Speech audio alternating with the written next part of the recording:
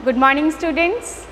Myself Dr. Kanchan Goyal, and in today's video we will learn about teaching lesson plan of teaching of mathematics. तो आज हम इस video में सीखेंगे कि जो गणित की दैनिक पाठ योजना है गणित विषय में वो कैसे बनती है।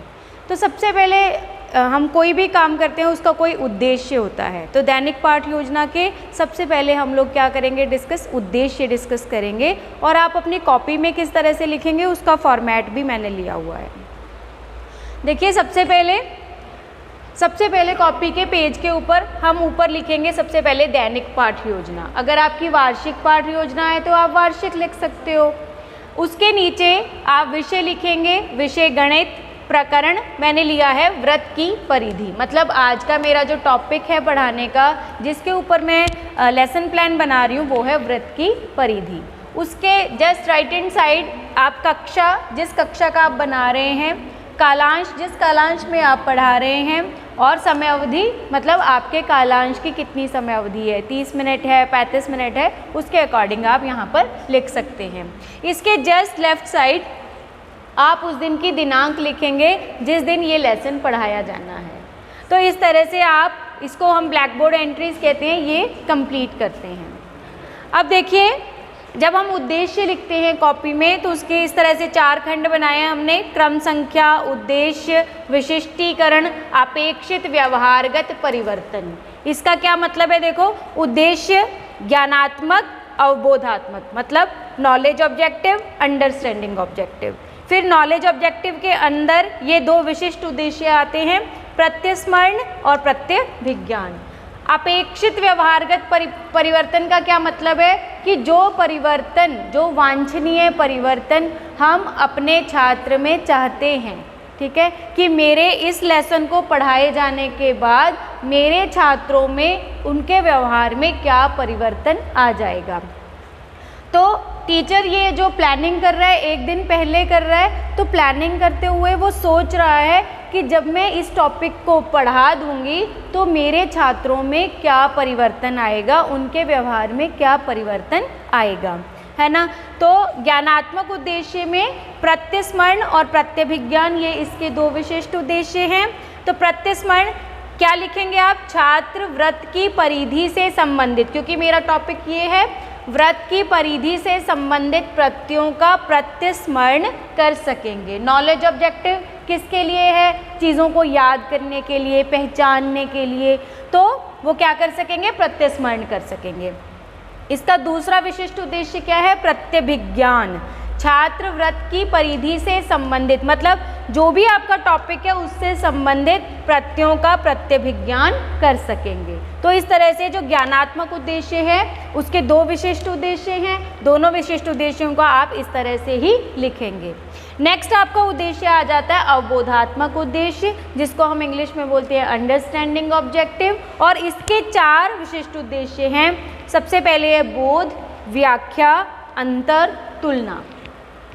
अब जो भी हमारा टॉपिक है, छात्र क्या कर सकेंगे उस चीज़ का, देखो हर चीज़ की सबसे पहले नॉलेज होती है, हम उस चीज़ को याद करते हैं, और उसके बाद उसकी क्या होती है, अंडरस्टैंडिंग होती है, फिर हम उस चीज़ को समझते हैं, ठीक है। तो समझने में क्या क्या चीज़ें होती हैं, उसमें बोध, सबसे पहले मैंने लिखा है बोध, छात्र व्रत की परिधि से संबंधित तथ्यों व सूत्र का बोध कर सकेंगे। मतलब व्रत की परिधि से संबंधित, जैसे रेडियस है, मतलब त्रिज्या है ना, व्यास है, तो उन सब चीज़ों का, जैसे पाई है उसमें उसका मान है, तो इन सब चीज़ों का क्या कर सकेंगे, वो बोध कर सकेंगे। इसके बाद आता है आपका व्याख्या। तो इसमें हम क्या कैसे लिखेंगे, छात्र व्रत की परिधि से संबंधित तथ्यों व परिभाषा की व्याख्या कर सकेंगे। मतलब अगर आपसे पूछा जाता है कि टीचर क्या सोच रहा है कि जब मैं इस लेसन को पढ़ा दूंगा तो मेरे छात्र व्रत की परिधि की परिभाषा बता सकेंगे, उसकी व्याख्या कर सकेंगे, तो उनके व्यवहार में ये परिवर्तन आ जाएगा। उसके बाद आता है अंतर करना। क्या किस चीज़ में अंतर कर सकेंगे वो, जैसे वृत्त के ही परिधि है, वृत्त का व्यास अलग है, वृत्त की त्रिज्या अलग है, पाई का मान अलग है, वृत्त का क्षेत्रफल अलग है। तो वृत्त से संबंधित बहुत सारे अवयव हैं, बहुत सारे प्रत्यय हैं, उन सारे प्रत्ययों में क्या कर सकेंगे, अंतर कर सकेंगे। ठीक है ना, कि वृत्त की परिधि क्या होती है उसका सूत्र क्या है, वृत्त का क्षेत्रफल क्या होता है उसका सूत्र क्या है।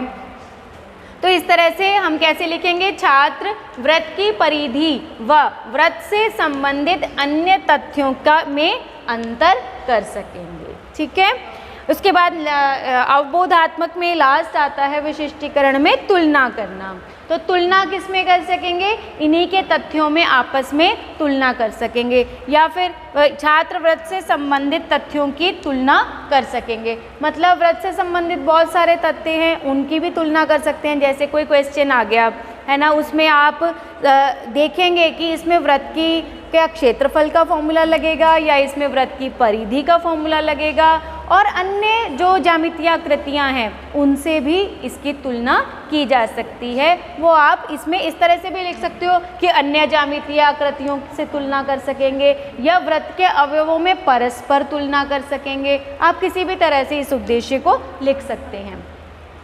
तो आपको आई थिंक क्लियर हो गया होगा, ये वाले जो दो उद्देश्य हैं आपके वो हैं ज्ञानात्मक और अवबोधात्मक।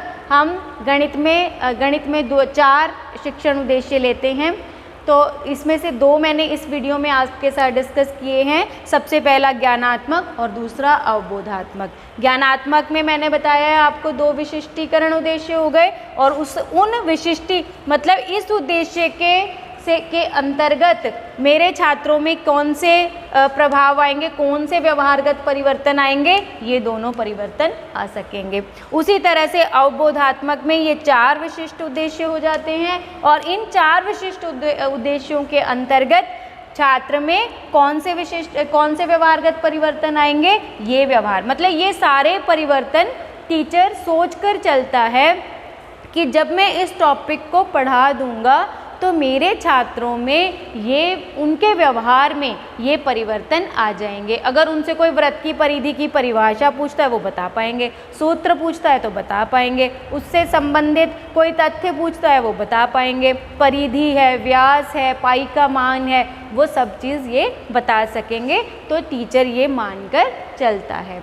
अब इसके नेक्स्ट जो 2 उद्देश्य हैं, जो आपका ज्ञानोपयोग और कौशलात्मक, उसको हम नेक्स्ट वीडियो में कवर करेंगे। तो इसके लिए आप इसका स्क्रीनशॉट भी ले सकते हैं, आप स्क्रीनशॉट ले लीजिए इस चीज़ का। इसी तरह से आपको कोई सा भी प्रकरण हो उससे संबंधित ये दोनों उद्देश्य इसी तरह से लिखने हैं। Okay, thank you so much. और अगले 2 उद्देश्यों के साथ मैं नेक्स्ट वीडियो में आपके साथ शेयर करूँगी। तब तक के लिए धन्यवाद।